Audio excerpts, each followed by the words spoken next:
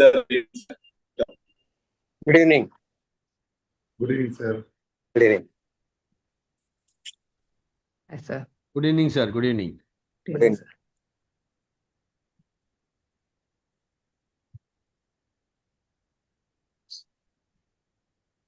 Can you share and see once? Dr. Sneha Priya, Yes, sir. can you share now?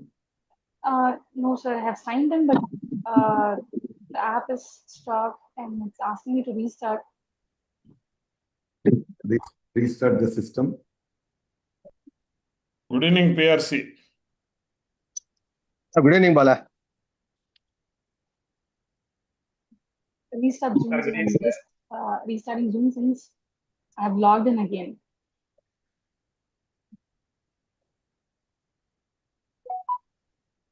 Okay, we are live on YouTube now. Madam, meanwhile, can you start the Introduction? Sure. form?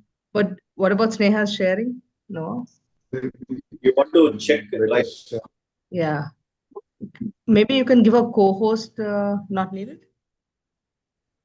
Yeah. I'll give, madam. You Okay, I'll start. Yeah.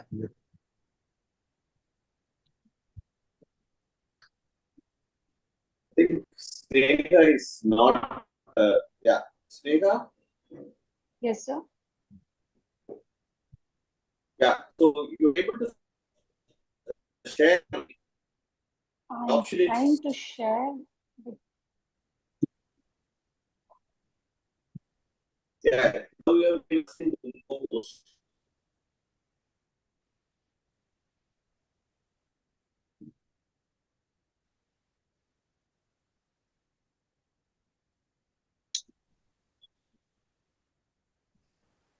but there is one button called share in the bottom. yes, sir. I've gone What into it and happened to- signed in also, but No, what happens when it's-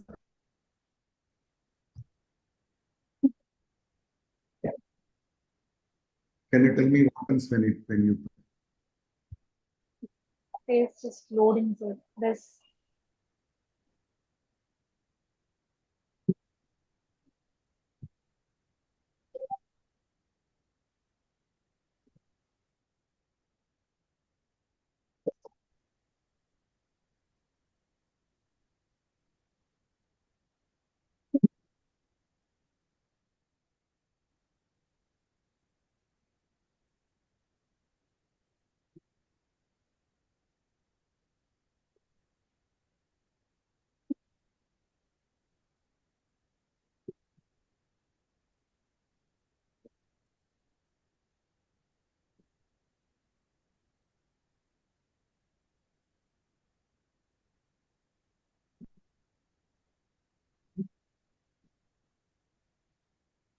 Good evening, sir.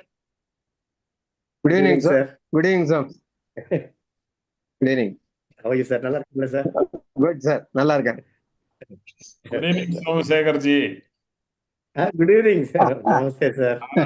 Nutrition man is there. our guru, sir. You are our guru forever. Sir, good evening, sir. Good evening. Good evening, Pura. Good evening, Sandil. sir. Good evening, Sandil.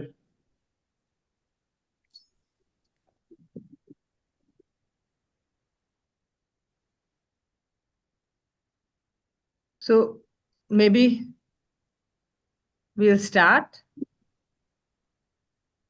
Good evening, everybody. Welcome to the 8th edition of PG Gurukulam. Now, for the past many years, IAP-CCP has conducted two sets of programs, one for practitioners and one for PGs. We've evolved over the years. Of course, 2020 made a big difference. After COVID, whatever else COVID brought with it, it also brought us this whole concept of online classes and online interaction, which is amazing because you can have teachers and students non-restricted by place, time, everything, and there's so much to learn and so many people to learn from. So Hello, sir. this year from IAP-CCB's PG program and from the vision of our President, Dr. Somasundaram, we have what is called PG Gurukulam, where students present to mentors. And we've been very honored to have Dr. SBS sir guide us through this entire program, sitting with us through all these programs so far. So without further ado, let us start this month's PG Gurukulam. For this month's PG Gurukulam, we have our student, Dr. Sneha Priya, and we have our two mentors. PRC sir, we're very grateful to have you as a mentor, sir. PRC sir is a Professor Emeritus of Pediatrics and Head of Clinical Research in Sri Ramachandra Medical College. He really doesn't need any introduction. Very senior teacher and professor. And also with us is Dr. Sendil Prabhu, Professor from Stanley Medical College. Welcome, Dr. Sendil. Welcome, Dr. Priyasi, sir. Dr. Somasundaram will say a few words, our president. Thank you to Prasanna and Dutta. So first of all, we should thank SPS sir. I should be that I think Chennai City is the first district have a continuous PG program, PG series continuously for the past 8 months. So it's most of the colleges have that, but district and posting a PG program successfully continuously for the past every month. I believe Chennai City is doing that.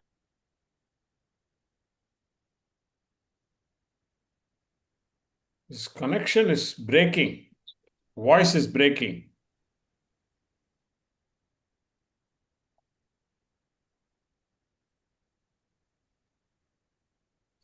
Sir, Somasundaram, sir, your network is.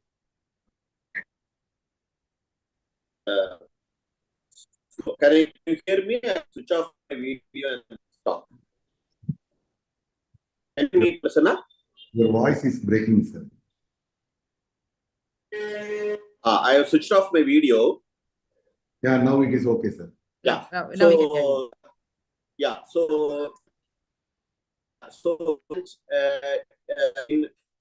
Is conducting a successful PG program continuously for 5 months. So we should be thankful to SP and both of our coordinators and Nisha. I invited mostly to 100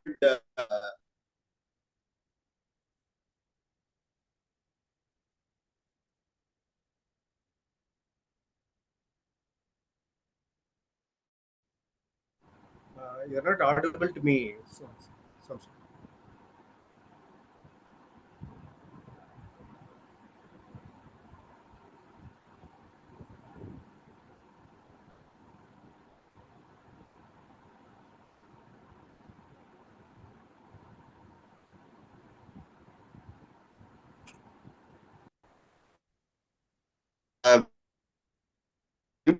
yeah.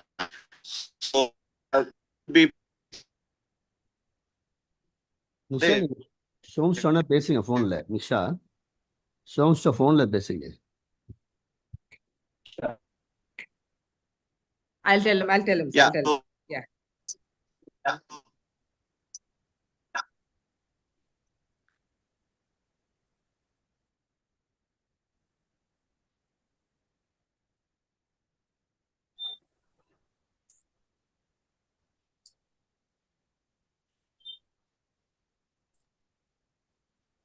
Madam, we'll start the program, madam. Yes. I think Dr. Somasundaram's signal is weak there. Okay. Right. So, Dr. Sneha, I'm sharing your slides. Yeah. Why don't you start presenting? Okay. Good evening, everyone. Today I'm presenting a case on malnutrition.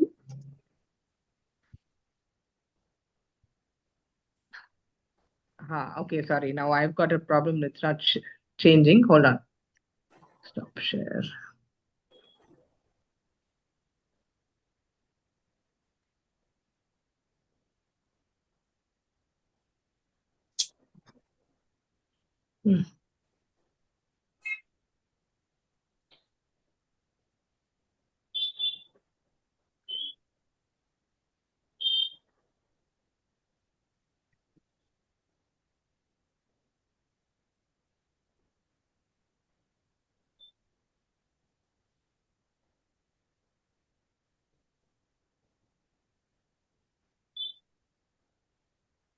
Good evening, Professor Somashekhar. Sir. Madam, put enable editing, madam.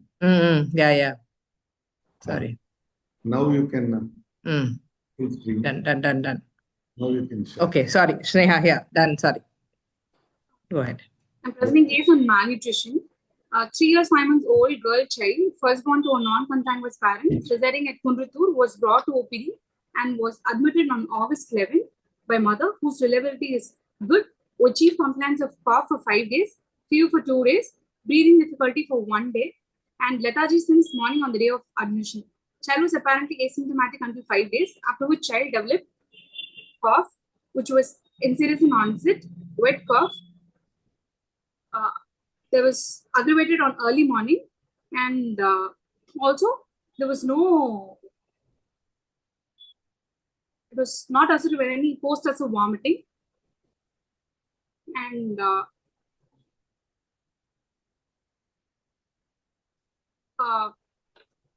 next chief complaints was fever duration of 2 days. 2 days prior to the hospitalization, it was a low-grade intermittent. It was not associated with chills and dryness.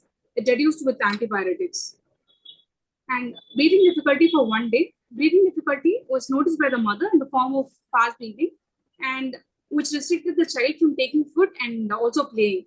There was history of runny nose, also a nose block, and history of lethargy since morning on the day of admission. Mother was also giving a history that child had poor weight gain since 2.5 years of age, since the first hospitalization. There was no history of aspiration. There was no history of any exanthematous illness in the recent past. No history of ear pain or ear discharge. No history of any snoring, or no history of any. Priya, when you are going to the next slide, you just tell madam next slide. Okay. She will change the next slide so that you can go with the continuity. PRC sir and Sendil sir, you can stop her in between any time and ask questions, sir. Shall I ask Dr. Sneha Priya a few questions now? Yes, sir. Dr. Sneha? Yes, sir. Yeah, are you able to hear me? Yeah. Okay. So you have told many of the negative symptoms. Generally, your main clinical presentation and the development of the clinical problem should give more importance. That is what all the examiners repeatedly keep telling. Okay. So have you described the presenting problems adequately, sufficiently? You mentioned the child, yeah, cough and fever. And a few more things you said. The day of admission, child also had breathing difficulty and lethargy. Yes, sir. So would you like to say something more about this breathing difficulty? What exactly you meant, or the mother was telling regarding the breathing difficulty? Will you be interested in knowing, or it is not very great relevance? Fast breathing, which is noticed by the mother, which. So you can specify like that, no? So you can say that mother noticed hurried breathing or fast breathing or rapid breathing. Okay, that makes it very clear, explicit, because difficulty in breathing can be anything, no? So it can be just indrawing, retractions also, okay? Or the mother might have noticed something like a grunting, or she might have noticed some wheezing. Okay. There was no history of any noisy breathing noticed by the mother. So just, those are they are much more relevant in the negative history rather than, okay, right, okay. We'll come to the other negative history. The other thing which is worrying is the lethargy. what did she exactly mean by lethargy? Child did What not will you, behave the what will you same. think of in the context of, in this case, if the child comes to you with lethargy,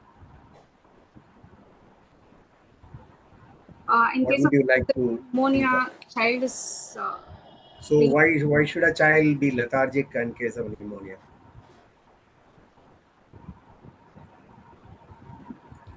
Please don't go with the idea that it's a case of malnutrition, so questions will be asked about malnutrition. It will be about what the child has.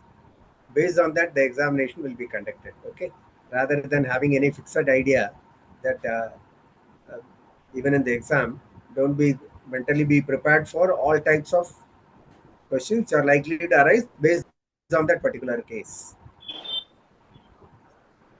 So, why do you think a child should be lethargic in this context?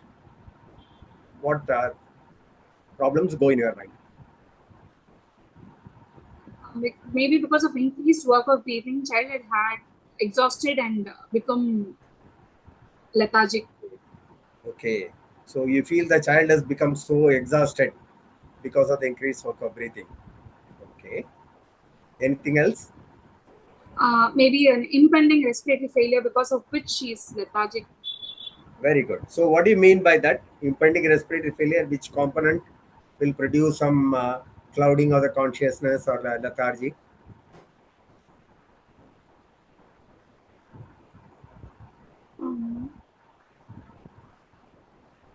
Do you think it is a significant problem in a child presenting with a respiratory distress if lethargy is present? Yes. What will you think of? Reduced supply of Problem? O2 and Right. Very good. You're coming to that. So, okay. So, you will think whether the child is probably having any hypoxia, isn't it? Yes. Yeah. So, think about. So, you should describe a little bit more about this lethargy, because mother, if you just sometimes you ask, tired okay, so sometimes we put words into their mouth and they get whatever response we want. So ask exactly what she meant by lethargy. She's sleeping too much, the child is finding it difficult to wake up, or the child is not getting up for feeding, or the child is not opening the eyes, or opens and immediately closes the eyes. Okay, at least for your sake, you take it. You need not tell all this. You say, based on this, I came to a conclusion that the child is lethargic. Or you may say that though she says lethargic, none of these things were present. You can mention like that. Okay. So the things which require emphasis, you should give the emphasis in the clinical history itself. All right. Okay, sir. Sir, Dr. Sendil, please go ahead. Sir.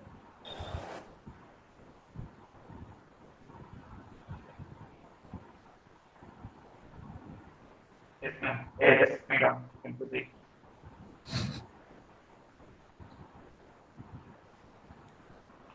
So next slide, ma'am. Sure.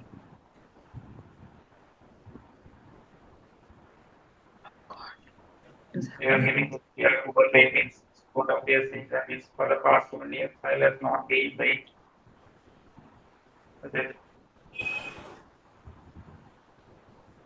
Negative history, child. Negative history, child had no history of any ear pain or ear distress, no history of any snoring or voice change. Dr. Sneha, one more thing shall I ask? Yes, this sir. History is as on the day of examination like this you are talking, or this history is on the day the child was admitted to the hospital? On the day of admission, sir. Okay. In exam, if you get a child who has been there in the hospital for 3 or 4 days, will you present the history till the time you are presenting in the exam, or only at the time of admission you present? Till the time the child is stayed in the hospital. So don't you have to include after admission what are the events which took place in this child? That will complete the history till the time of your presentation. No? Okay. because the clinical course of this thing, even with the, treatment, is very important to be included in the presenting history. Okay, sir. So what happened to the child on admission? On admission, child had breathing difficulty, and child was given frequent nebulizations, and after which child improved, and child was started on basic investigations were done, and child was started on IV So antibiotics. yeah, that's okay. Child was given some medication. So does it give you some other extra information? Is it helpful to you getting this history? So what component of the respiratory problem is predominant? Basic support was given to this child. Allergy component, infection with allergy, because of which after bronchodilatory effect, the child had improved. Yeah. So probably this child was having an element of bronchospasm, which has responded with the bronchodilators, with the nebulization. Okay. So that is also very helpful to you. Okay. So that takes it more towards what type of problem, if the respiratory problem.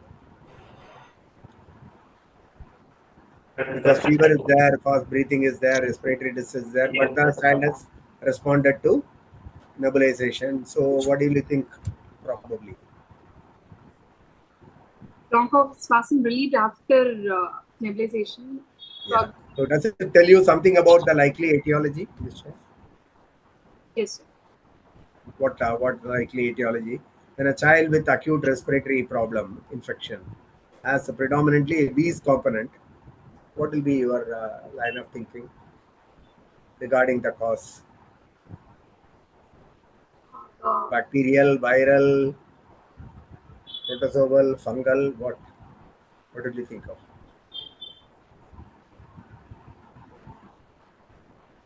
Viral component.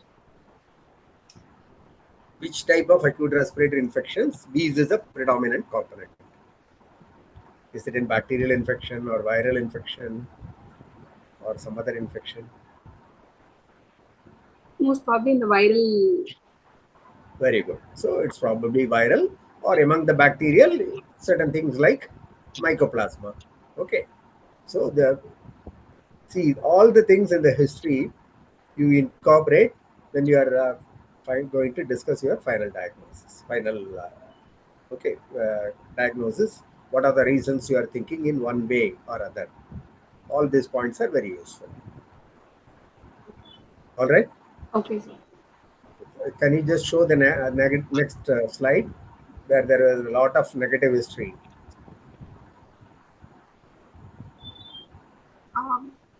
There's no history of any bluish discoloration of extremities. There's no history of vomiting or loose stools, passing bulky stools or frothy pale stools. There's no. See, if these are all present, you say, why do you want to say these are all not there? Why do you want to say in a child who has come with a respiratory problem, you want to talk about vomiting, loose stools? Is there any specific reason? Indirectly about cystic fibrosis, malabsorption leading to. My God. Why suddenly you are jumping to an acute respiratory infection to malabsorption? And cystic fibrosis. Any other systemic involvement? Okay, that is good. Okay, in other mucosal involvement, because sometimes viral infections, they may have respiratory as well as GIT involvement. So that is acceptable. Okay. Why did you ask about bluish discoloration? To rule out serious cause of the breathlessness, breathing difficulty, and cough.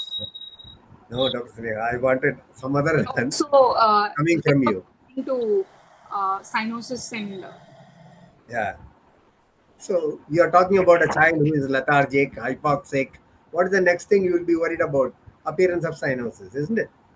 So the respiratory problem itself can produce cyanosis. That is what probably we're much more worried in this child. Okay. You are not told anything in the history to suspect a heart disease. So especially a cyanotic heart disease. So don't talk about cyanotic heart disease. Why are you talking about generalized edema, urine crying? what is the relevance of all this in this child? Since child at present, just to rule out. Do you expect any of this child, 3.5-year-old child, according to your normal 1 week back or whatever it is, coming with an acute respiratory infection and wheezing and lethargy? Generalized edema to rule out. Why all these questions are asked, or negative history? Why you are given the opposite? My mother gave a history that child has gained weight for the past 2.5 years since the first admission. So to rule out the malnutrition history, you can ask for generalized edema. Okay. All right. So you make a negative history very focused. Okay. So you don't have to stretch for all the things under the sun. You don't have to cover. You make it very relevant. Probably it may be very relevant when you are talking about the past history, recurrent problems and other things. There you can just probably give more elaboration. But not presently. This child is, unless there is some specific problem like edema was present, then you can talk about skin changes or some eye changes, etc. Nothing was there in this child. Okay, nothing to suggest from the history-wise malnutrition. Okay. All right. Sir, Dr. Sindel.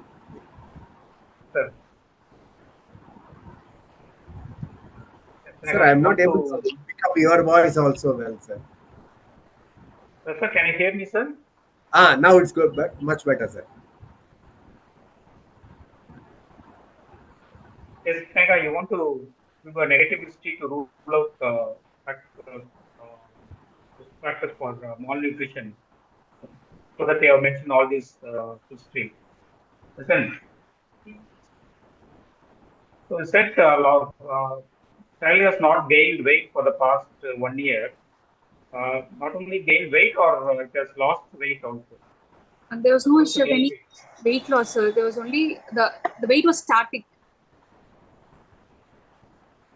Okay, weight was static. So mother noticed that child has not gained weight for the past 1 year. So till 2.5 years, child seems to be normal. For the past 1 year only, child has altered in growth. So what incidences that took place that led to this altering in the growth? Have you identified any reasons for growth for the past? Repeated hospitalization and repeated recurrent respiratory tract infections, maybe that as a cause for. What are repeated respiratory infections? Yes, you mean to say recurrent respiratory tract infection is a cause for this? Recurrent infections. What do you think the reason? Sir? What do you think the reason for this recurrent respiratory tract infection?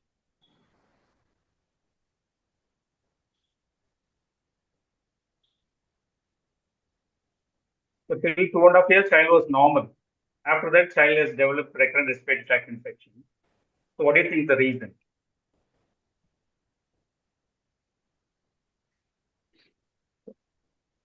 Probably allergic.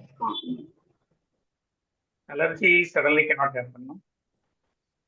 So probably the environment has changed. Probably they have enrolled in a nursery program or play school like that. That is a possibility. So that child is exposed to these infections. They probably child developed recurrent respiratory infection because of the change in environment. Whether the child was attending any play school or nursery for the past 1 year, did you get the history? Child was going to a nearby school, so it was a center. Okay. Okay. So the child has developed recurrent respiratory tract infection along with recurrent wheezing episodes, which are settled by nebulization. So what do you think these recurrent episodes? Recurrent episodes of wheezing, is it asthma or something else? Probably asthma etiology. So. I think asthma. So why do you think this is asthma? because after each hospitalization, she had recurrent episodes of nebulizations. After nebulization, she was better, getting better. Okay, so this child, child developed recurrent respiratory viral infections. Recurrent virus infections that has triggered this wheeze. So this is called episodic viral wheeze, most probably. If there is any multi-trigger wheeze, then you can think in terms of asthma with other qualifiers if it means, then you can brand it as asthma.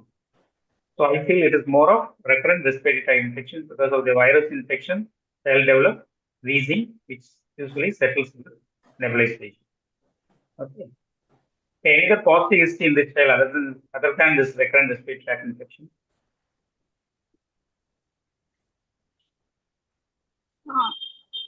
Recurrent respiratory tract infection, and she was also immunized. There was a history of bottle feeding since 6 months of age. So she was started on early feeding, weaning off of food. She was exclusively breastfed only for 5 months of age. Can tell it in the diet history. Now, if there is no, is there any symptoms that suggestive of nutritional deficiencies? Nothing. Nothing else. Put it as no history. Nothing is there except not gain weight with recurrent respiratory tract infection. Okay. Go to the next slide. Tell me, what are the infections that you think that predispose to malnutrition or precipitate malnutrition? Sam. So I didn't get the question, sorry. So what are the infections that you think that the baby, what are the infections that baby has got will lead to severe acute malnutrition or Sam? Toxoplasmosis, cytomegalovirus. Oh, this is a common infections. So you said recurrent respiratory tract infection. The other one is recurrent diarrhea. Recurrent diarrheal episodes. Tuberculosis. TB. Whooping cough. HIV. So these are the few infections that can cause severe acute malnutrition. Okay. Okay.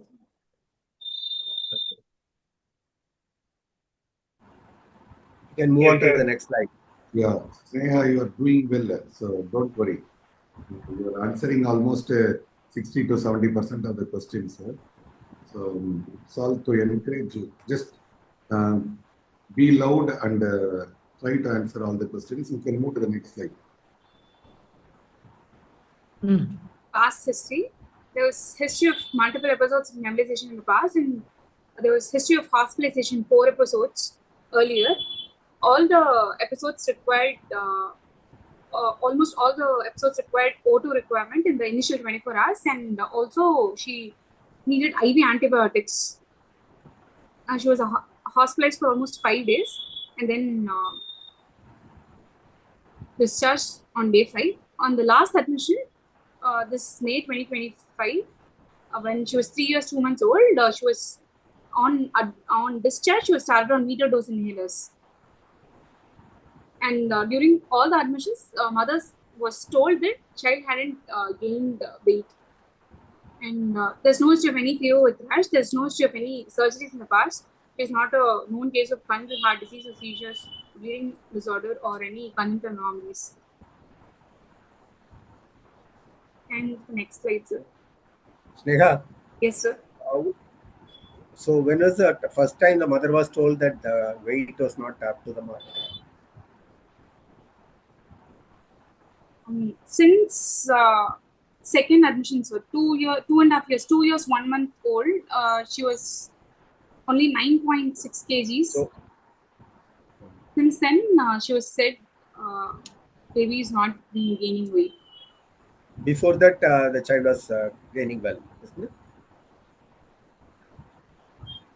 When she went for her booster dose vaccine or 9 months vaccine, those times, whichever hospital she went, they would have taken the weight. Was there any mention regarding the poor weight gain or poor growth? No, sir. No such thing. No. Okay. Right. So the first time this was brought to the mother's notices when the child is 2 years and how many 1 months? month. 1 month. Okay. Fine. What is the weight at that time? 9.6. 8.6. Huh? 9.6, 9.7. 9.6. 9.6. Okay. Fine. Okay. Please go ahead. Antenatal history. Mother got married at 26 years and she conceived at 28 years. Obstetric score of para 1 live 1. Primary, who was educated up till 12th grade. She was a booked and immunized case at PHC, and it was a spontaneous conception. Conception was confirmed by UPT. LMP and EDD was unknown, and there is no history of any chronic disease in the mother. There was no history of any preconceptional folic acid intake, and mother had 5 antenatal visits. First trimester, there was no history of any excessive vomiting. There was no history of fever with rash, fever with post-auricular swelling, and any exposure to pets or any genital ulcers. There was no history of any radiation exposure or there was no history of any drug intake. Dating scan was said to be normal by the mother. And in the second trimester, she felt the quickening at 20 weeks of gestation. There was no history of any pregnancy-induced hypertension or diabetes or hypothyroidism. There was no history of any anemia or any blood transfusions in the second trimester. She had consumed iron and folic acid tablets and calcium tablets regularly. Anomaly scan was said to be normal. And in third trimester, she continued to perceive fetal movements well. There was no history of any pregnancy-induced hypertension or GDM or any hypothyroidism or anemia. She continued to take iron and calcium supplements regularly. Both scan was said to be normal and weight gain was adequate, and there was no any history of any bleeding PV or leaking PV in the antenatal history. So antenatal history was uneventful. She was having all this antenatal checkup in government institution? PHCs, yes. Okay. What is the current recommendation on IFA in pregnancy?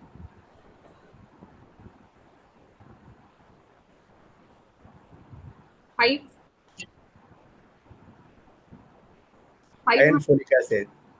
Yes. Iron and folic acid, 500. How much iron? How much folic acid? Okay, you should know this. Okay. Sorry? 500 of iron and 400 micrograms of folic acid. How much iron? 500. 500. No, it's wrong. Okay, it is 60 milligram of iron. Previously, they were giving 100 milligram. Now it is 60 milligram. Okay, with 500 microgram of folic acid. Okay, so this is the standard which is being given to the not only pregnancy, lactation also it is continued. Okay, throughout the conceptional period of the any women it is continued. Okay, so you should know about it and when it is started. Recommendation. In second trimester. So that means after the 6th month. Folic acid started preconceptionally 3 months and no, I'm just asking about government program.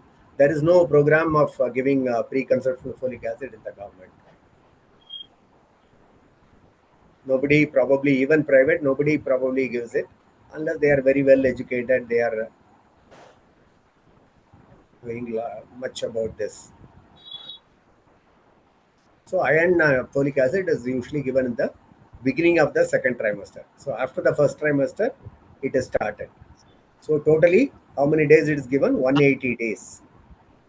Okay. Previously, 100 days was recommended. Previously, 100 milligram was recommended. Now it is 60 milligram of iron and it is given for 180 days. Okay. Please remember that. And this is commonly asked question. IFA prophylaxis at different ages, including the pregnant and lactating women. So you should be thorough about it. Okay. Among the many of the government programs, the nutritionally related programs, this is one of the important things. All right. Okay. What is the pre-pregnancy weight in this? Mother, pre-pregnancy weight and weight gain during pregnancy. That is important for this. No? She did not remember it exactly, sir, but was told that she had gained weight adequately for during all the 3 trimesters. Okay. So, I mean, go to the natal history so that birth weight will So sorry, I didn't get. proceed with natal history. Next slide.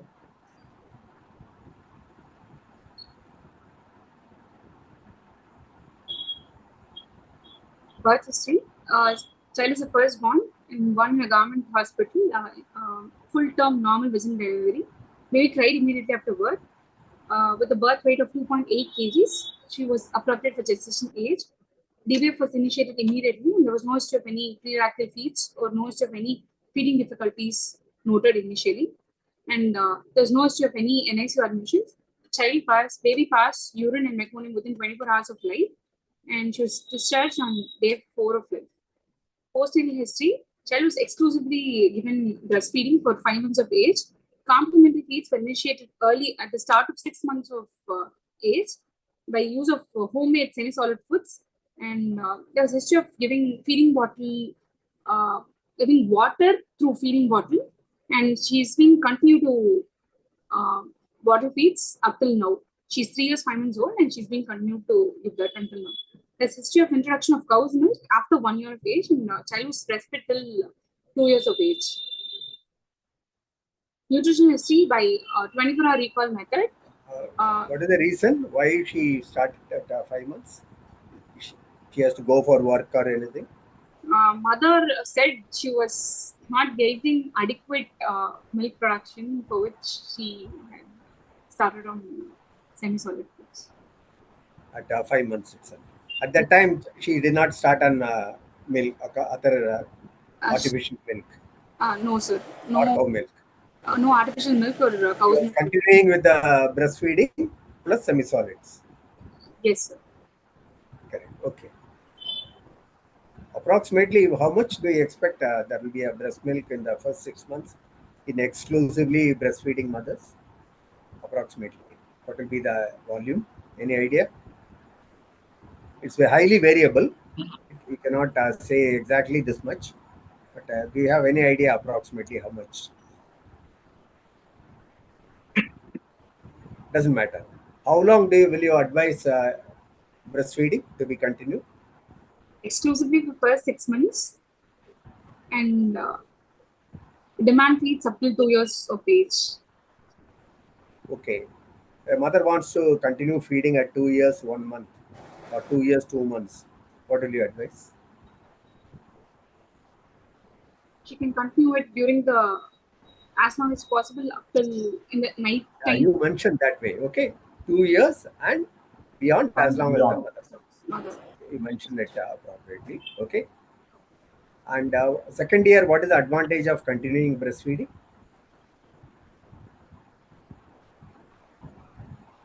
Growth and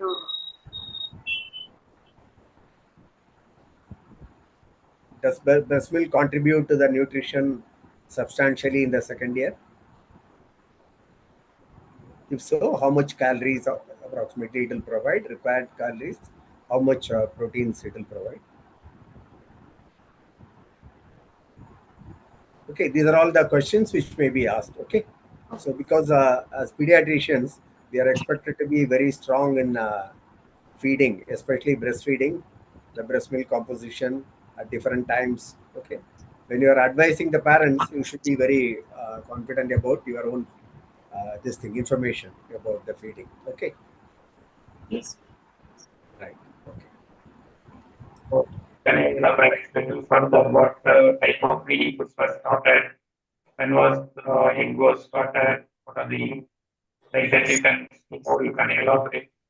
Sir, your mic is not very clear, sir. Can you hear me? Lot of echoing is there. That's in the. I don't know why. Yeah, it's not clear. It's a lot of loud sound and not clear. I'll check that. Yeah. You said the mother started giving bottle feeding after 1 year of age, correct? Yes, sir. At 6 months of age, she was starting giving for water. Not 6 months. Only after 1 year she started giving bottle feeding. Cow's milk she started giving at 1 year. Oh, up to that, what was she giving? She was giving only semi-solids, sir. Bottle feeding she started only after 1 year, correct? Yes, sir. So, From 6 months of age, she was given bottle feed. I mean, water was given through feeding bottle. okay. So bottle, what was she giving? Bottle feeding, cow milk or some powder? No, sir. Water she was giving from 6 months of age through feeding bottle. And cow's milk was initiated after 1 year of age, sir. Dilution? 1-in-1 dilution, sir. 1:1. 1:1. Okay, right. Go ahead. So currently the child is getting what? Semi-solids or solids? What is the child getting? Currently, she's taking up. She's 3 years 5 months old, sir. She's taking up all the feeds, solids, feeds that's homemade. Okay. And what else? She's also continuing in bottle feeding. She's giving diluted cow's milk. In the night. Yes, sir. How many times she's feeding with a bottle? Twice, sir. Once in the morning and once in the night. Once in the evening. Yes, sir. Okay, right. Thank you. Go ahead. Her observed calories is 698 kilocalories. Her expected kilocalories is 1200 kilocalories, which makes a calorie deficit of 502 kilocalories. Can you go back to your previous slide? See, you are telling 100 ml, correct? Yes. Is it 100 ml of milk or 100 ml of 100 ml plus 100 ml water or total 100 ml? Total 100 ml, sir. The total so that is only 50. So only 50 ml will be milk, no? You are telling 1:1 dilution. Oh. Am I right or you are right? Yes. Please clarify. Yes, you're right, sir. Probably because she. So when the dilution is there, you calculate only for the milk part of it.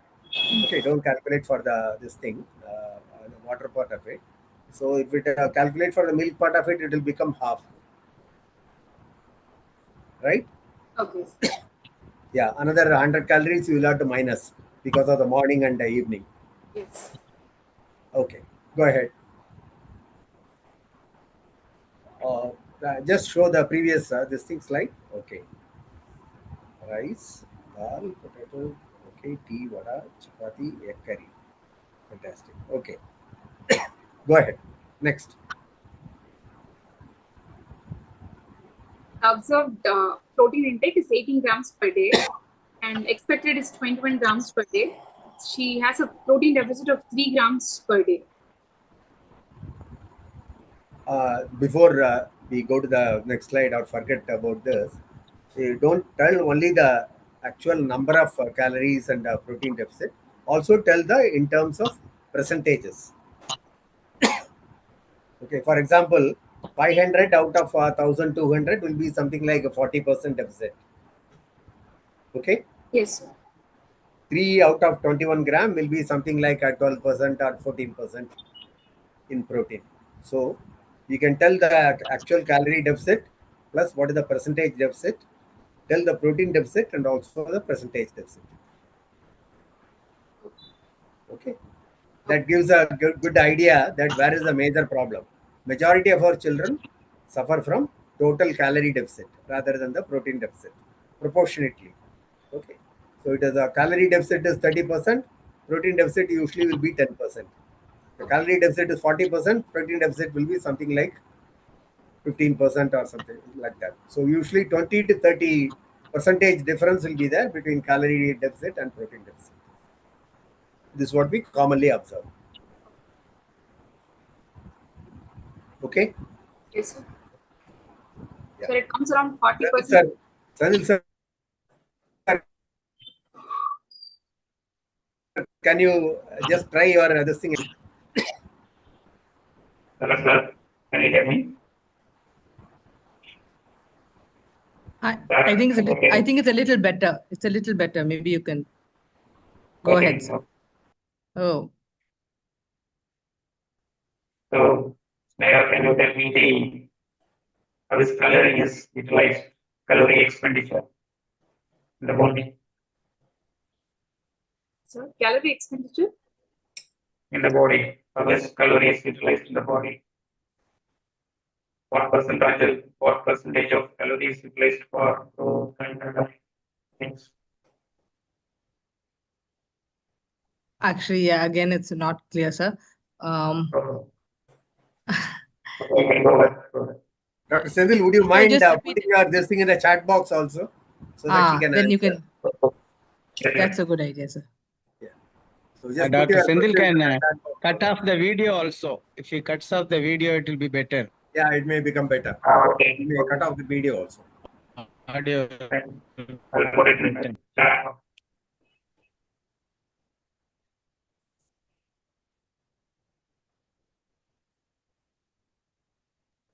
Dr. Sendil, can you ask a question now without video?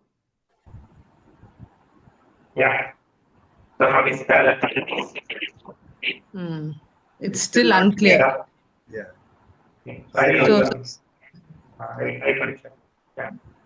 You'll put it in the chat box. We'll ask the question. Continues, Dr. Sneha. Next slide now.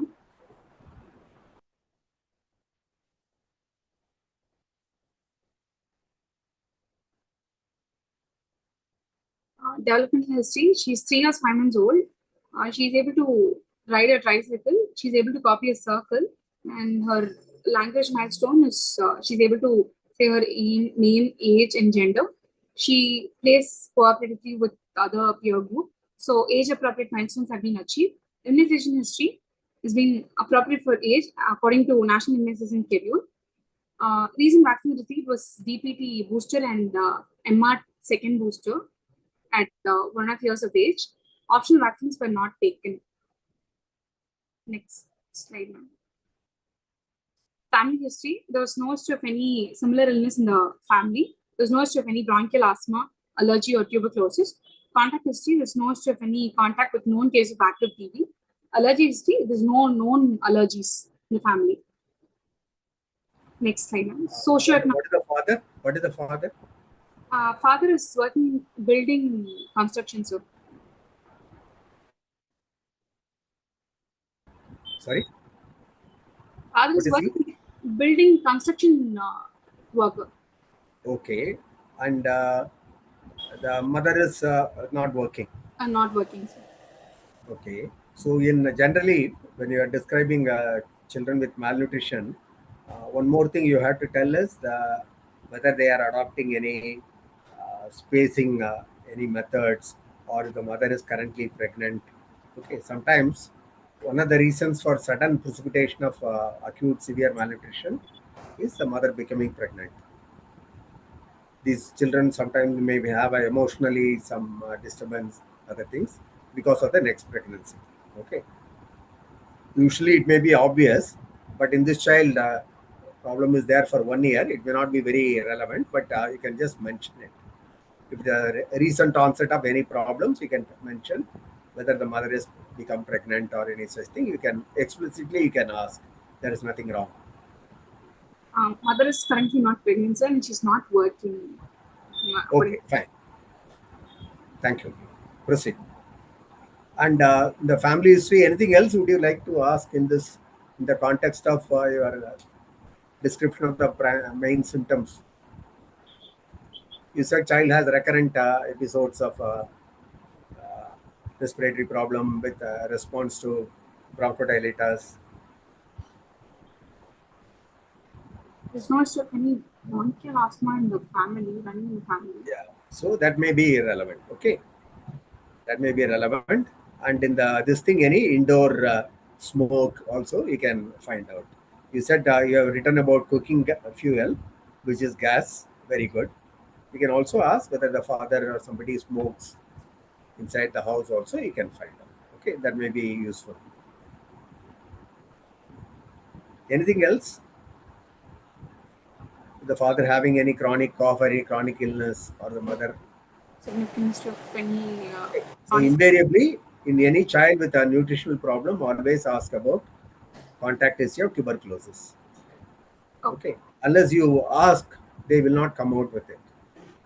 There's no Maybe some neighbor, maybe the other grandfather or somebody to whose house this child goes repeatedly. All this may be a relevant thing.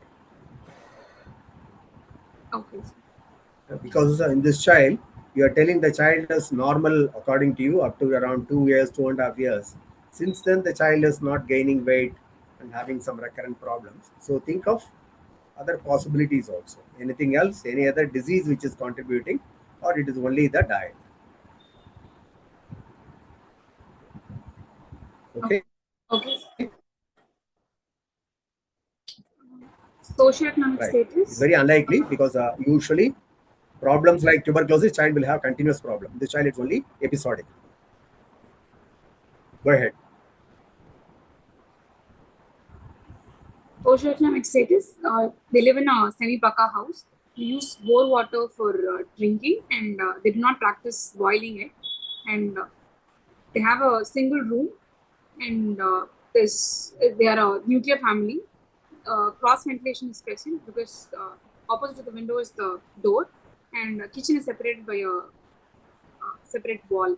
And cooking fuel that's being used is gas. According to modified Kuppuswamy's classification, they belong to lower middle class. Summary of the history: 3 years 5 months old, developmentally normal firstborn girl child to a non-consanguineous parent belonging to lower middle class family as per modified Kuppuswamy's classification, with adequate immunization status, brought by mother with history of cough, runny nose for 5 days, breathing difficulty for 1 day, with significant past history of frequent episodes of nebulization and hospitalization since 2 years of age, with history of starting on early weaning of food with semi-solids and also not gaining weight since 2 years of age, with calorie deficit of 502 kilocalories and protein deficit of 3 grams per day. Risk factors being early weaning, bottle feeding for up to 6 What are you thinking, this child? Sir? Yeah, you are summarized. Yes, sir. So before going to the risk factors, what are you thinking as the probable diagnosis or problems? Based on the history. Probably lower respiratory tract infection with malnutrition. Okay, but they are recurrent, no? 4 times or 5 times and requiring hospitalization. That means some significant problem has been there. And this child in between these episodes was totally normal, huh? Yes, no sir. problems. Yes, sir. Okay, right. So what do you think this recurrent, it's only infection or something else? Was there any wheezing also associated with this? Yes, sir. All the episodes were associated with wheeze. Do you think they are likely to be bacterial or viral? Probably viral. Viral. So you can mention that also. Okay, as sir was telling, Sindhu sir was telling, recurrent wheeze associated with probable viral infections. Okay. And other problem you are identified is? Early weaning. Probably some malnutrition. No? You said the child has not gained weight for 1 year. Yes. So you are suspecting malnutrition. Yes. Right? Yes, sir. So for that only you are giving all these predisposing factors, correct? Yes, sir. Yeah, just now show that those predisposing factors, whatever you are showing. Early weaning of Early weaning. And bottle feeding from 6 months of age, and continuation of bottle feeding up till now, and recurrent respiratory tract infections which required hospitalization and also nebulizations frequently. And she has a calorie deficit of 502 kilocalories per day and protein deficit of 3 grams per day. But also, in this child, what harm the bottle has done to the child? Did the child have probably high gastroenteritis? No, so there was no history of any chronic diarrhea in the child or loose stools in the past. So what is wrong in giving a bottle feeding?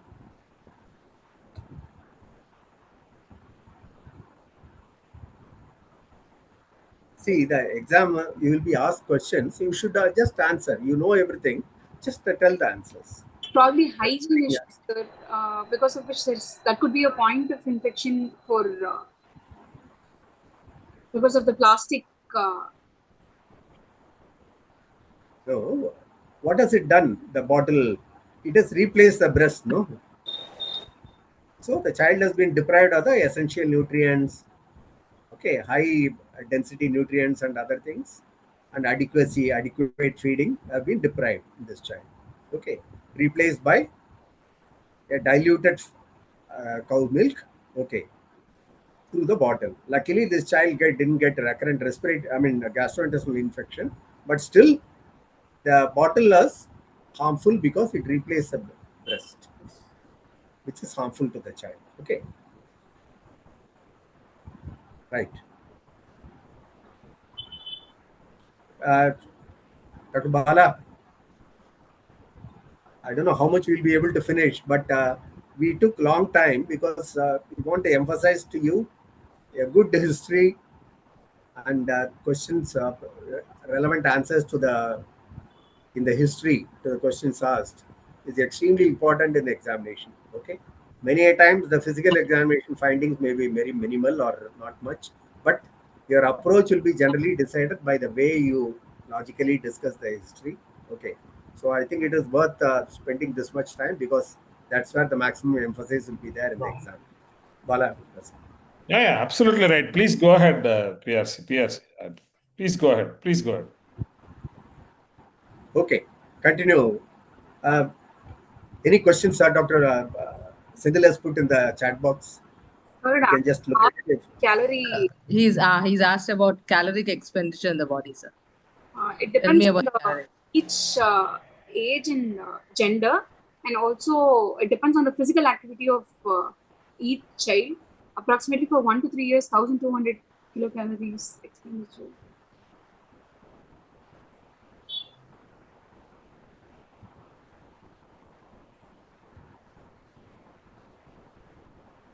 So we are asking Dr. Sendil to log in on another device. So maybe we'll proceed. See, what Dr. Sendil is probably asking is how the distribution of the calories, how much is used for the growth, how much for the basal metabolic rate, how much for the excretion. Okay, so like this he is asking. So normally how much is used for the basal metabolism? Roughly up to around 50%. Okay, maybe slightly more or less, but at least 50%. Please remember that. Okay. So these are all questions you can just look at it.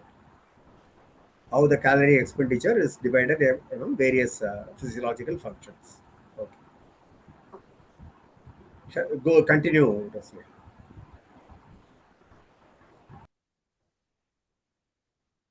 General physical examination.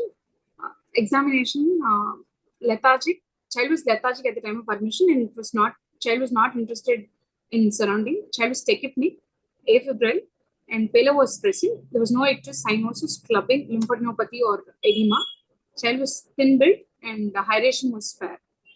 And next slide. Vitals at the time of admission. Temperature was 98.7 degree Fahrenheit, which was normal.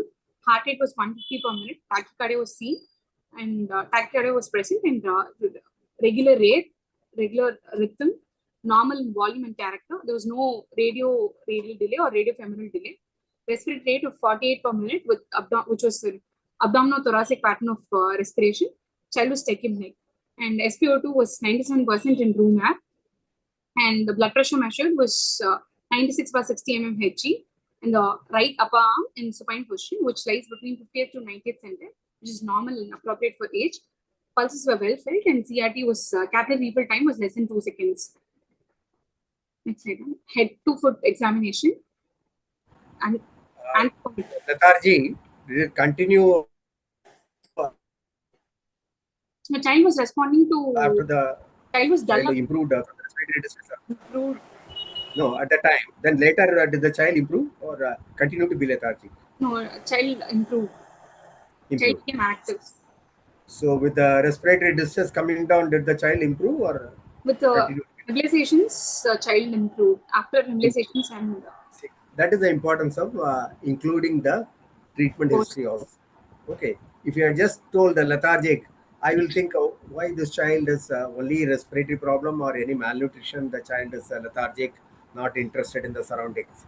If you are told child improved very well after the nebulization, became active, then I know that it is only probably due to that respiratory distress child was having lethargy.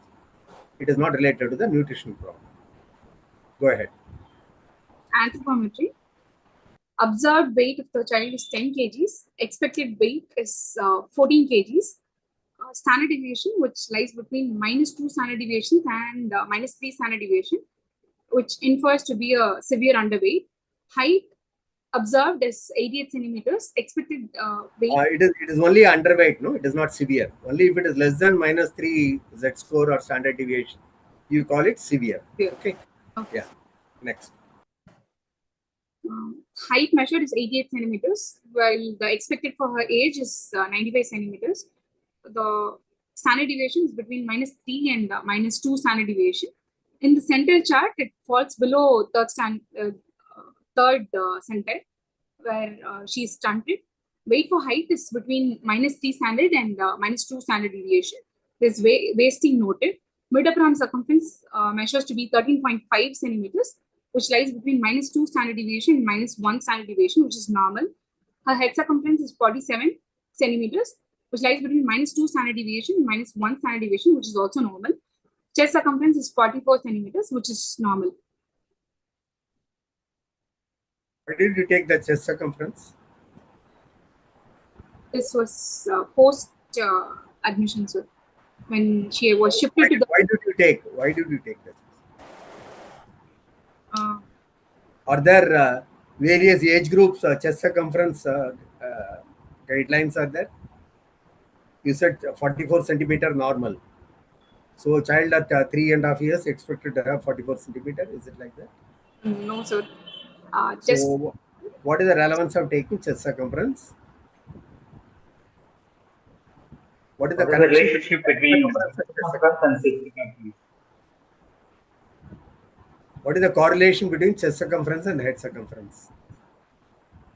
By the age of 1 year child. Yes, correct. Go ahead. At the age of 1 year? Head circumference is head circumference equal to chest circumference. Equal? Yeah. And after that, it's more than the. More than the. I mean, head circumference. More than the chest circumference. See, the body starts growing more. Okay. The head growth is usually maximally occurs in the first 1 to 2 years. After that, maybe the body, the trunk grows more. Okay. If the chest circumference is lagging behind the head circumference, then you will think of malnutrition. Okay. In this child, the head is 47, chest is only 44. Yes. Okay. Okay. Next and when will you use a centile chart and when will you use this standard deviation or Z score? Z score is to define when the child is in case of malnutrition, and centile chart to plot the height and to look for the stature of the. So when you are looking at longitudinally, so you are looking at the growth over a period of time longitudinally. You are assessing the growth of the child, then a centile chart may be sufficient. But cross-sectionally, at one point of time, like in examination, when you are talking about a child's nutritional status, it's better to use the Z score or standard deviation. Okay, so that will tell exactly where the child's nutritional status is there. Less than third centile, what will be the equivalent of Z score?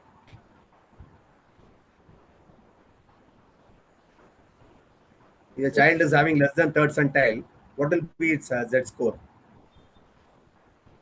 Less than -2 or -3? Less than -2. Yes. Less than -2 and close Yeah, to less than -2. Okay. So you cannot pick up whether it is -2.5 or -3 or -3.5 by saying less than third centile. Okay, so that is why the Z-score gives you much more clear value regarding the status of the child, nutritional status of the child. Okay. So among this, What is the nutritional what status is based on more the important? anthropometric?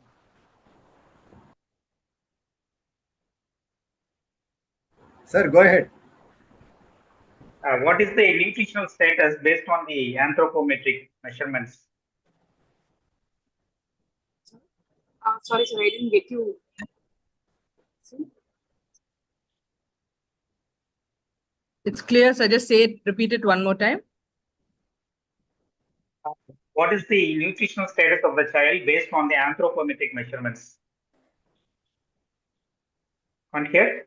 Okay. Yes, sir. Child is stunted and there is wasting also, and so probably acute and chronic malnutrition. So based on your anthropometric, it is moderate acute malnutrition. Yes, sir. Child is having moderate acute malnutrition. Yeah, it does not belong to SAM. So it is moderate MAM. Moderate acute malnutrition. Okay, can proceed. Next slides are the ones which denote the anthropometric measures in the graphical manner according to WHO. Next slide, ma'am.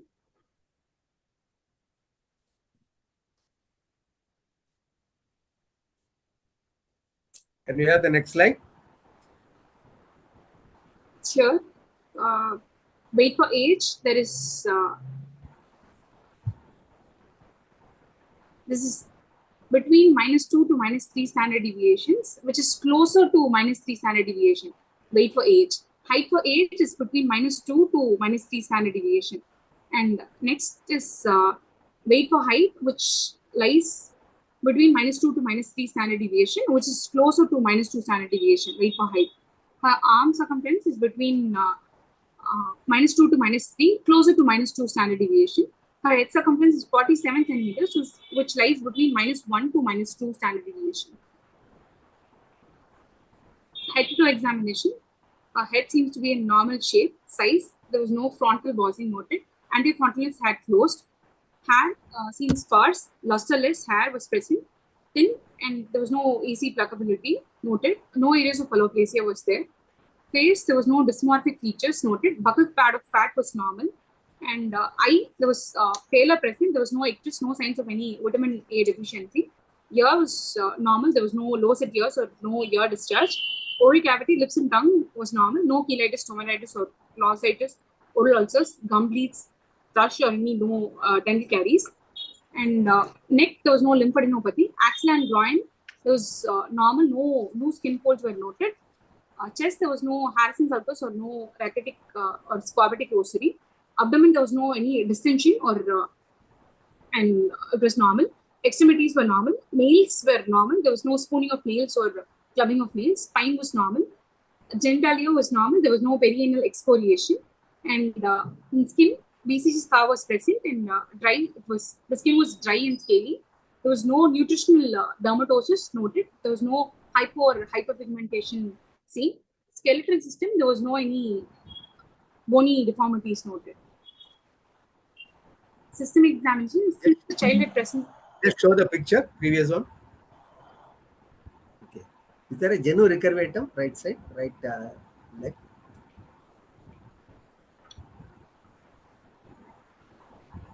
Okay. Looks like, but these are all photos. You cannot say much about it. Okay, right. Go ahead.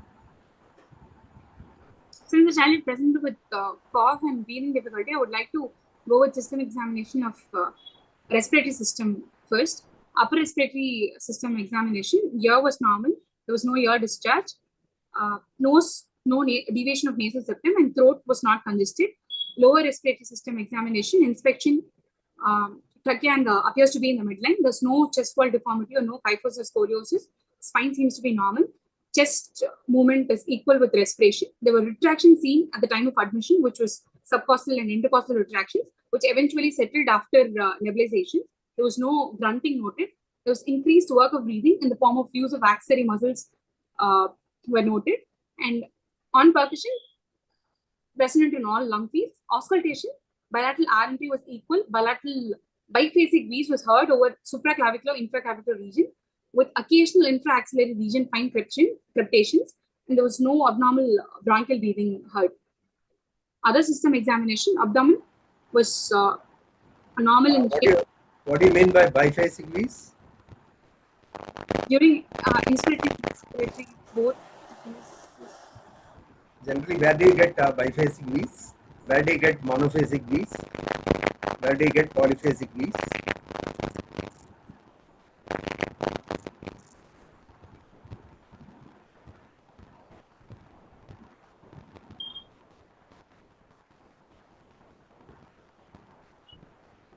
So,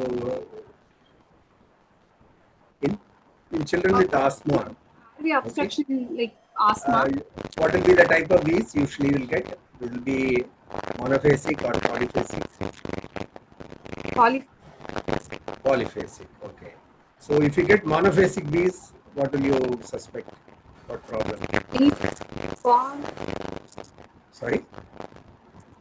Any airway obstruction by Yeah, very good. Okay, correct.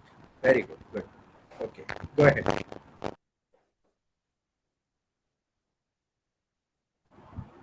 Other system examination, normal in shape. There's no distension. All quadrants moves equally with respiration. Umbilicus is in the midline. There's no superficial dilated veins, no scars or signs seen. Genitalia was examined, which is normal. And palpation, not tender, and no organomegaly. The CVS examination, S1, S2 heard normally and no murmur. Salience examination, child was conscious but lethargic.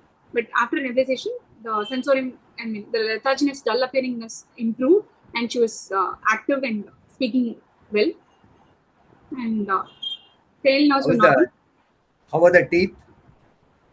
Sir? Teeth, dental. No dental caries, sir. Okay. Why I asked this specifically? Feeding bottle usage, because of which. Very good. Right. Go ahead. Summary of the history. Summary of the case. A 3 years, 5 months old, developmentally normal firstborn child to a non-consanguineous parents belonging to lower middle class family as per modified Kupuswami's classification with adequate immunization status, brought by mother with history of cough, runny nose for 5 days, breathing difficulty for 1 day, with significant past history of frequent episodes of nebulization and hospitalization since 2 years of age, with history of starting on early weaning of food with semi-solids, homemade semi-solids, and also not gaining weight since 2 years of age, with the calorie deficit of 502 kilocalories and protein deficit of 3 grams per day. And at the time of admission, child was lethargic, child was not interested in surrounding. Post nebulization, child was better. At the time of admission, child was tachypneic. Post nebulization, tachypnea settled. Child had pallor. Child was thin built. And initially, at the time of admission, child was having tachycardia and tachypnea, which settled after stabilization. And system examination, respiratory system, there was subcostal and intercostal retractions noted. Bilateral RNT was equal, but biphasic wheeze was heard.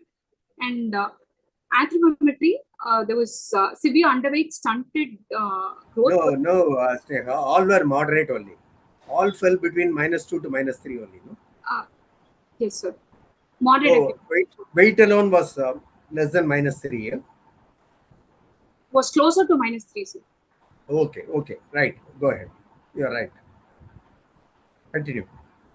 Child was stunted and wasting was also noted. Right. So, diagnosis. It's a case of moderate acute malnutrition as per WHO classification, with no evidence of any micronutrient deficiency, with infection-triggered wheeze, with nutritional anemia, with normal developmental and immunization status. Okay, I will not be discussing the respiratory component of this case.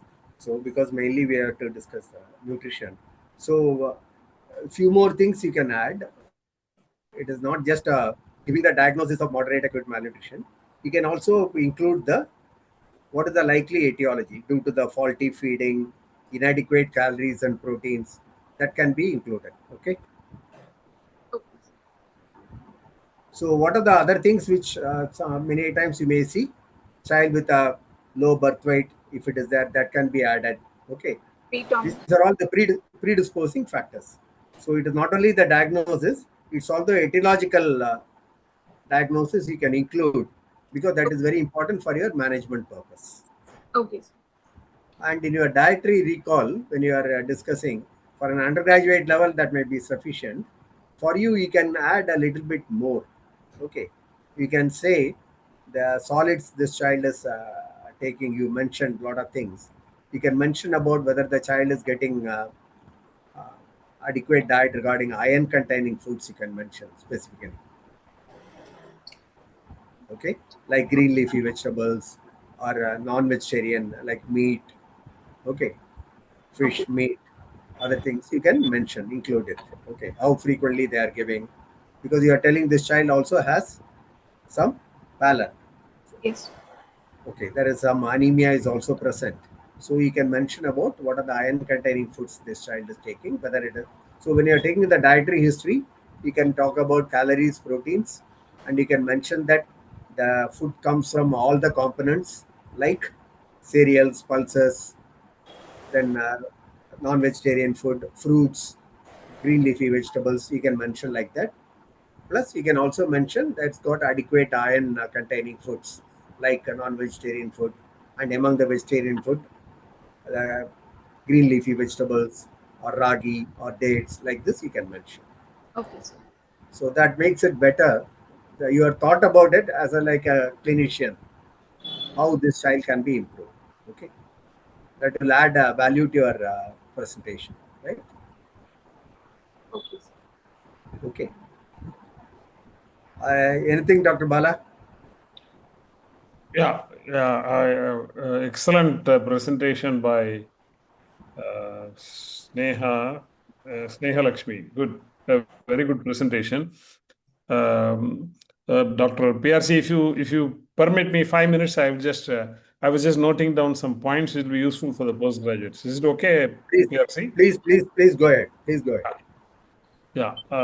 First, from the history onwards, actually, you can actually, if you don't have anything else, you can actually go off you can stop sharing. You have anything more, Dr. Sneha? No, sir. You can actually, thank you. You stop sharing the slides. I think Dr. Ma'am. Yeah, you sharing the slides? Okay, thank you. Thank you. A very nice presentation, Dr. Sneha Lakshmi. Good presentation. I appreciate the efforts taken by you. A few suggestions for improvement. The first suggestion, starting from the history, a few things need to be clarified by you. From the history, always, there must be a starting point for any disorder, any disease. You take whether it is malnutrition or whether it is an infection or malignancy or a degenerative disease, there must be a starting point. And in this disease, in this child, what is the starting point from the history? And where was the starting point? I hope you understood my question. Yes, sir. When did the problem start? At 2.5 years of age. 2.5 years. Okay. Always. First time child got. Yeah, I'm coming to that. Always, to make things clear to the examiner that you have identified the starting point at 2 years, you always start the history with a statement that the child was either well or apparently well. So it's very important. Any system, leave alone nutrition, any disease, whether it's respiratory, cardiac, if you are sure about the starting point, you could have mentioned, you always should start with a statement that this child was apparently well at 2 years and giving some reasons why you are saying that this was apparently well, indicating that the weight gain was good, was developmentally normal. And then it would have been better if you had started the history at that point. So the starting point should be very clear. Second, you use the term weaning. I'm afraid PRC would agree with me. The term weaning is no more used by pediatricians. The correct terminology is only complementary feeding. The reason why they abolished the term weaning was to enforce that breastfeeding should be continued as long as possible, like PRC said, beyond 2 years. So never use the term weaning. Very many baby-friendly, Dr. Somasekar as an examiner, he would object to the term weaning.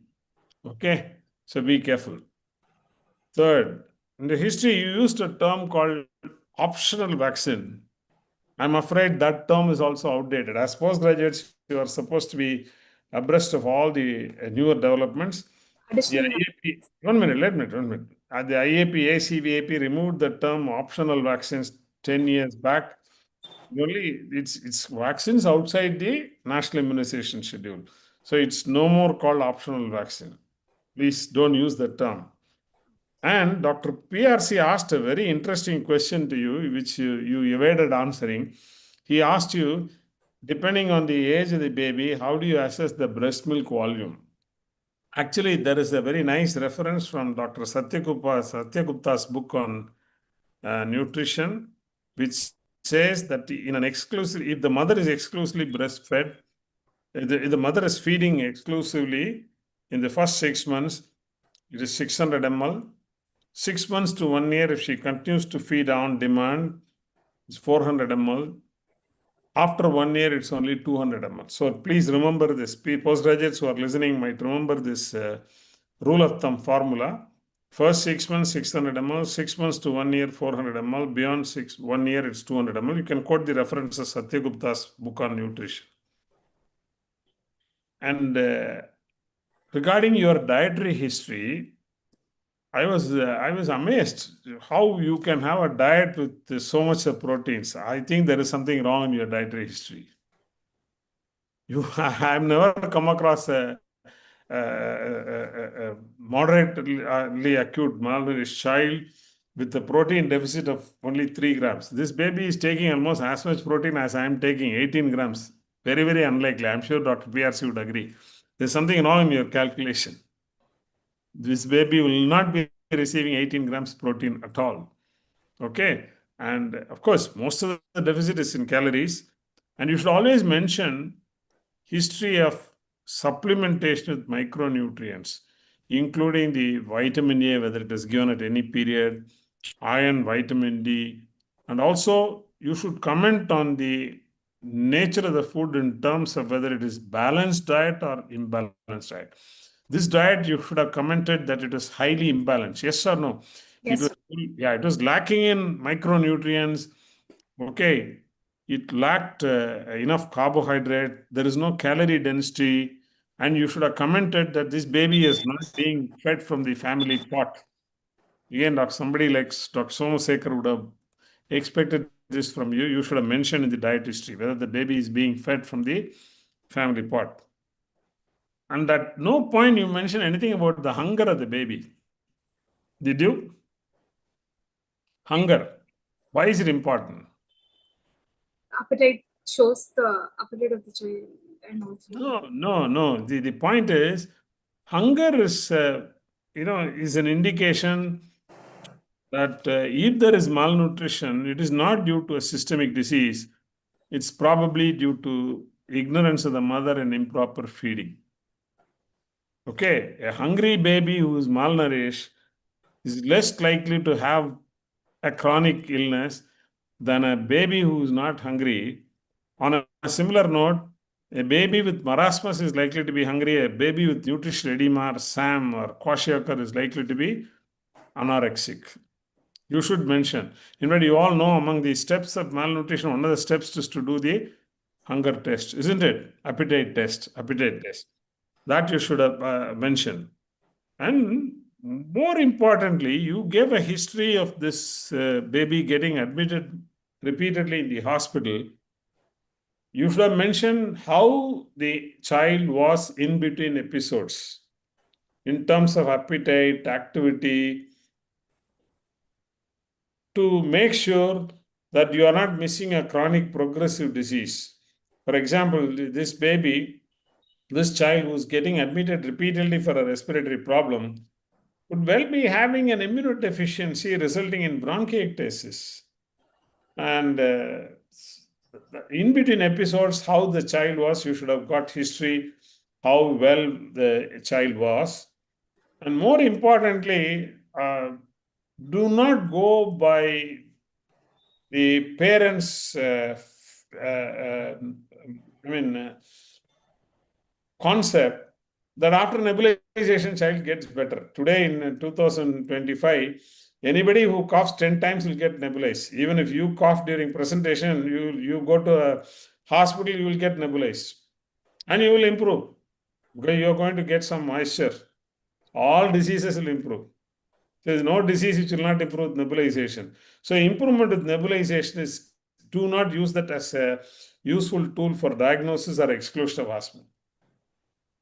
And last but not the least, in the history, I would have liked you to mention what is the concept of the parents regarding the child's illness. You should always mention that. That you should give importance. What do they know about the disease? Okay. Have they understood that there is a chronic problem? And the treatment details in between, what has there been any new nutrition rehabilitation which has been attempted, investigations have been done, etc. These are the comments for your history improvement. And coming to the physical examination, you should have always started the statement, this is malnutrition, and you should have mentioned in the first step itself whether the child is looking severely malnourished or not, and apathetic, how it is reacting to you. I mean, is it behaving like Kwashiorkor, touch me not? That you could have mentioned. Then, of course, I agree with Dr. PRC. If you show me the picture, I can tell you in the picture of the child, I have identified 4 findings. 1, the abdomen is not normal. The abdomen is distended. Please go back to your picture. The abdomen is not normal. The abdomen appears distended. I am sure PRC would agree with you. That is my finding number 1. Second, there is a genu recurvatum of the right side. There is a genu valgum and also flat feet. Please go back to the picture. Pediatrician should be sharp in observatory skills. Please go to the picture.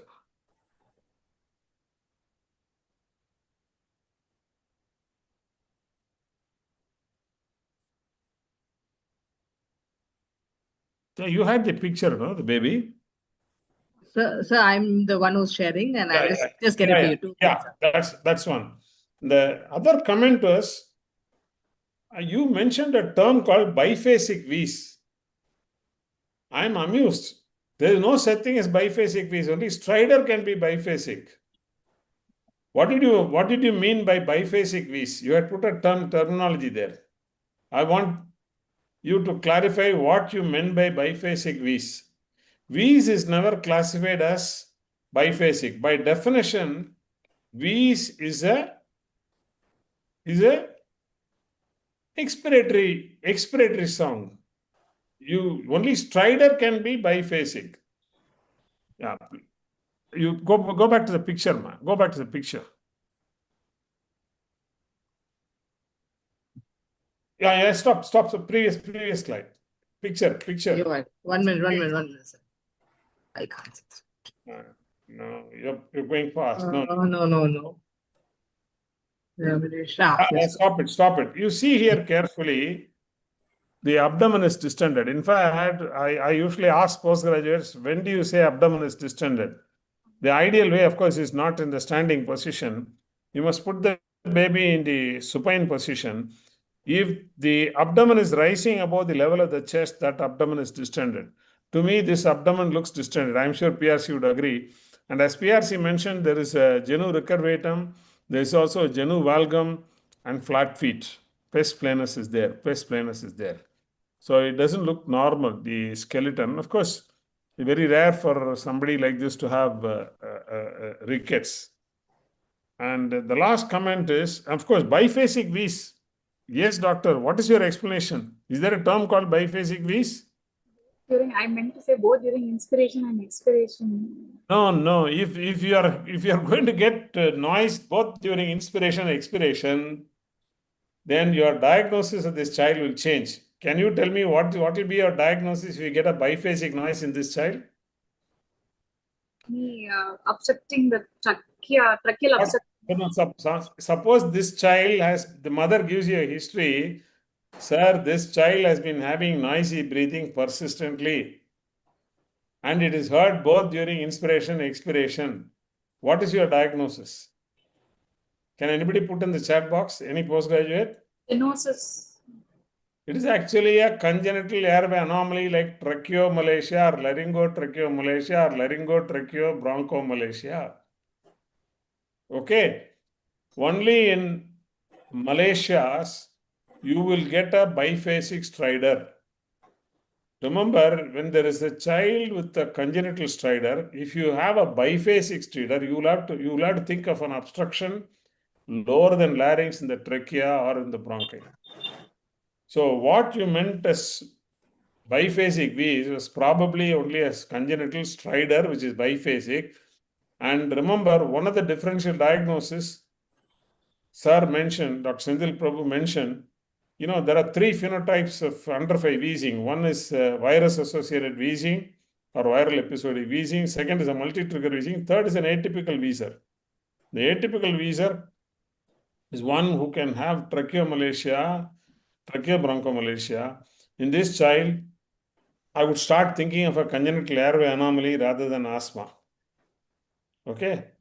Last comment, final comments. You said air entry. PRC would agree with me. Air entry is a term which you should use only in ICU and emergency room.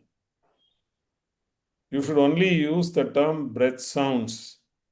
In fact, I can quote Dr. Piyush Gupta wrote in Indian Pediatrics a letter saying postgraduates should stop using the term air entry, good or bad. They should only mention breath sounds. Air entry is only for the intensivists who don't carry a stethoscope at all, right? For you and me who carry stethoscope, who auscultate, air entry should not be used. You should use breath sounds. These are my comments for improvement. You did very well. You did extremely well. All the best to you. Thank you very much. Over to PRC. Thank you, Bala. They're all very, very extremely pertinent comments, not only for you, for all of us also. So thanks for all the very relevant observations and points for improvement. Okay, so this is just, you are going to get about 20 minutes or 25 minutes in the exam. That time, you should really impress the examiner with points that you know and you are talking relevantly and extremely pertinent to the case.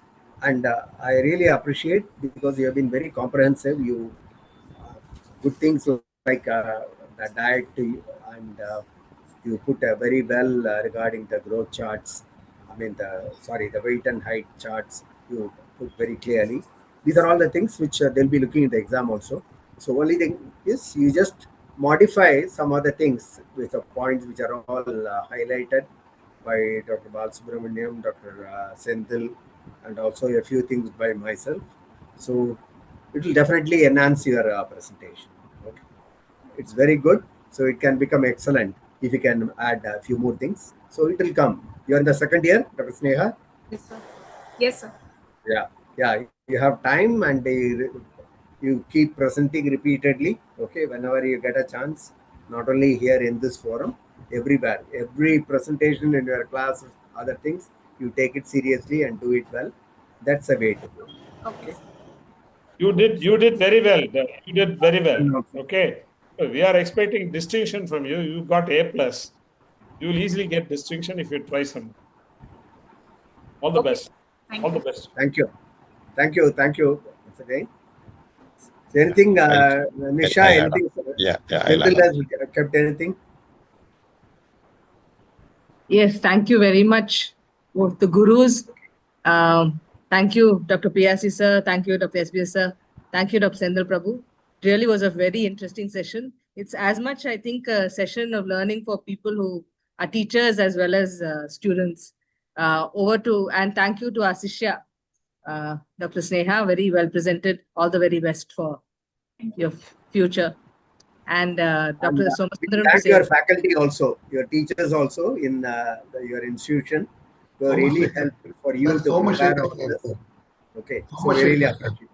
Yeah, Dr. Somshekar, because nutrition is his forte, so you would definitely he will expect all these things, whatever we are talking about, from you also. Okay, so it's very important. This is the bread and butter of pediatricians, and in the exam also, all the pediatricians will examiners will insist on all these points in nutrition cases. Thank you, Sneha. Once again, congratulations. So can I have Nisha just the last few words? Yeah. So good evening, sir. So first of all, sorry, my internet was not good in the place where I was there when the program was started. So I was just mentioning, so this type of case presentation format by a district branch is an unique thing. So we have seen state branches doing postgraduate case presentations. Many of the times it's an one-way slide presentation by the presenter for the postgraduates. This type of discussion by a convener to coordinators to eminent faculty with the presenter presenting a case in a specific format on a particular system, I feel this is unique by a district branch of an IAP. So first of all, thank you for the team, Dr. Prasanna and Dr. Nisha, and our convener who has been with us for the past 8 sessions, giving all the tips which he has been will be very useful, which he has very useful for all the postgraduates, not only for the postgraduates, even for a day-to-day practitioner like me. Hunger child with ill-nourished child, feeding ill feeding, not a non-hunger child with ill-nourished is a chronic illness. So learned a lot from you, sir. Thank you, SPS sir, for your ever-present thing and your thoughtful insights into that. And I used to hear one of Dr. Pramod Joke's talk. He used to say, if you want to be a big pediatrician, you need to have 3 things. One is breastfeeding and nutrition. Second is immunization. Third is growth and development. So if you have all these 3 things, you can become a big pediatrician, both in your stature and you are big in your pocket also. So learned a lot today from on nutrition, which will be useful for all the postgraduates and the practitioners. And about our faculties today, I remember PRC sir as the nutrition unit chief when I was I assistant in ICH. I remember, sir. Are you right? Am I right, sir? In somewhere here, PRC sir. I was not the chief. I was working as an assistant professor. Assistant professor. Somewhere near 2000. CDN or somebody else. CD Natarajan or somebody was the chief. I was working as an assistant. So I have like I remember discussing cases with you, sir. So you are the right person to talk on nutrition. And Sendil Prabhu, my postgraduate in ICH. So we are all colleagues, and currently he is also one of the professors in Stanley. So thank you, the faculty, for today. And Somashekar sir, I remember you were also part of the faculty of RELA, and your student has done very well. Sneha, congrats to you and for your presentation.